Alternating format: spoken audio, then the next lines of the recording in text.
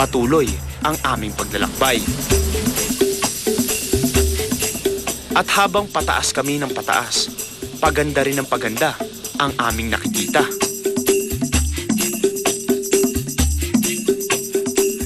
Pero lumalamig na rin ang klima.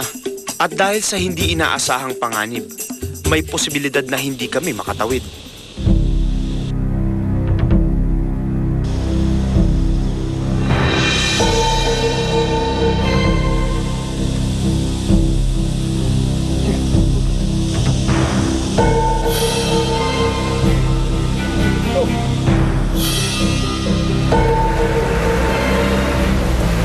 Ito na yung landslide.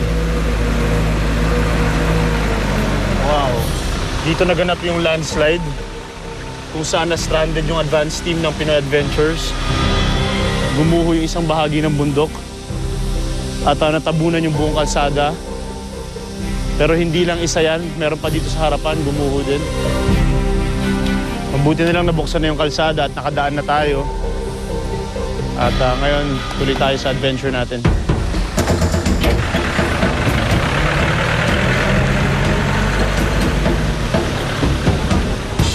Ayos, nakatawid na yung jeep namin.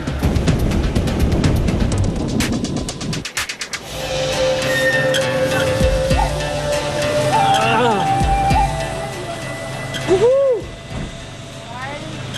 We're here! Nagkamas yung araw, mainit na. Ibang klase yung mga baboy dito, parang aso lang. Mga pets nila dito, mga baboy. Street pigs. Nandito tayo ngayon sa barangay Bugnay. Sa likod ko ngayon isang bahay. Pero merong puntod sa harapan ng bahay. Ibig sabihin yung mga mahal nila sa buhay, nililibing lang nila sa tapat ng bahay nila. Tulad nito.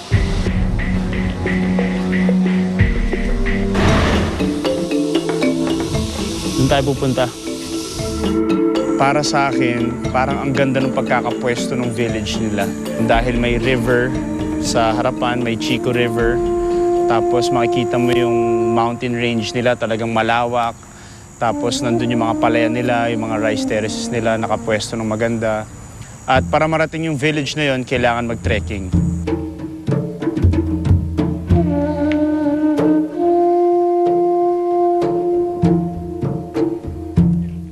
Isang hanging bridge ang nagtutugtog sa dalawang burol na ito. Ito lang ang tanging daang ginagamit ng buong tribo papunta at pabalik sa bayan para sa kanilang mga pangangailangan.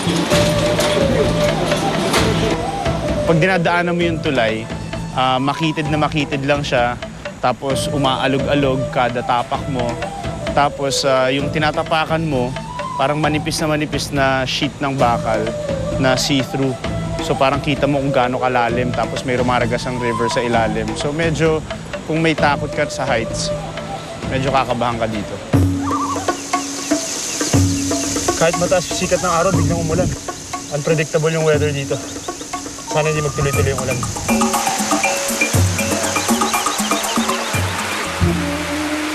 Narating natin ngayon ang bahay ni Makliing Dulag.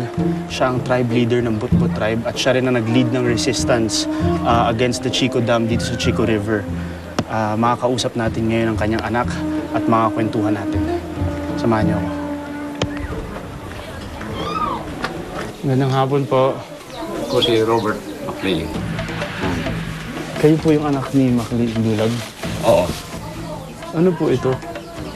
Gangsa. Gangsa? Oo.